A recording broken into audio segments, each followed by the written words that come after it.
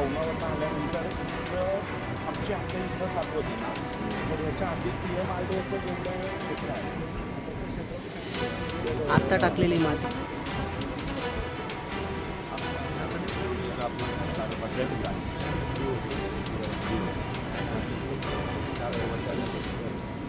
Commissioner आपण पण या. ताई, तसं काय इंद्रायणी नदी पाठोपाठ आता पवना नदी देखील फेसाळत आहे. म्हणजे अक्षरशः बिर्ला हॉस्पिटलचा जवळचा जो बंधारा आहे तिथून केजूबाई बंधारापर्यंत नदी फेसाळत आहे. एकूणच पिंपरी चिंचवडकरांच्या आरोग्याशी खेळण्याचं काम खरं तर आता आपण एक अत्यंत महत्वाकांक्षी कार्यक्रम हातात घेतलेला आहे. तो म्हणजे नदी पुनर्जीवनाचं प्राधिकरण आपण स्थापन केलेलं आहे महाराष्ट्राने. आत्ताच कॅबिनेटनी त्याला मंजुरी दिली मागच्या कॅबिनेटमध्ये. तर त्याच्या आधी आम्ही जी पूर्वतयारी करत आहोत त्याच्यामध्ये महाराष्ट्रामध्ये देशामध्ये सगळ्यात प्रदूषित नद्यांची जी यादी आहे त्यांना आम्ही आधी टार्गेट करून ज्या बाकीच्या छोट्या नद्या आहेत ज्या उगमापासून पुढे जातात कुठेपर्यंत त्याच्याप्रमाणे त्याचा पूर्ण आपण आराखडा तयार करून प्रदूषण मुक्त कसं करता येईल ह्याच्यासाठी आम्ही महत्वाचे पावलं उचलत आहोत.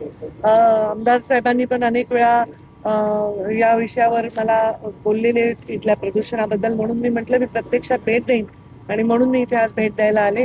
माझ्या समवेत महापौर आहेत, आमचे सदाशिव भाऊ आहेत, सर्व अधिकारी देखील इथे आलेले आहेत.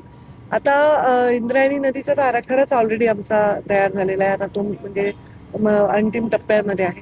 आणि याही नदीच्या संदर्भामध्ये आम्ही आता बघतोय की इथे सांडपाण्याचं प्रदूषण जास्त आहे का, केमिकलचं जास्त आहे का, औद्योगिक प्रदूषण जास्त आहे, या सगळ्या गोष्टींचे आम्ही पूर्ण अभ्यास करून या महाराष्ट्रातील टप्प्याटप्प्याने सर्व नद्यांचं पुनर्जीवन करण्याचा आमचा प्लॅन आहे. त्याच्यामध्ये देशाने जे प्रदूषणच्या यादीत घातले त्यांना आम्ही प्राधान्याने देणार. एमपीसीबी किंवा महाराष्ट्र आपला महानगरपालिकेचा जो पर्यावरण विभाग आहे हा कुठेतरी कमी पडतोय का? कारण की पर्यावरण विभाग अंमलबजावणी येणार पर्यावरण विभाग हा पोल्युशन झालंय म्हणजे पर्यावरण विभाग कमी पडत नाहीये. आपण प्रदूषण करतोय म्हणजे आपण सगळे माणसं, सगळ्या संस्था, सगळ्या उद्योग ह्याच्यामध्ये अक्षम्य आपण वर्षानुवर्ष दशकानुदशक दुर्लक्ष केलंय. आणि आता कुठे आपण असा एक प्रयोग करतोय. माझं उत्तर पूर्ण होऊ द्या.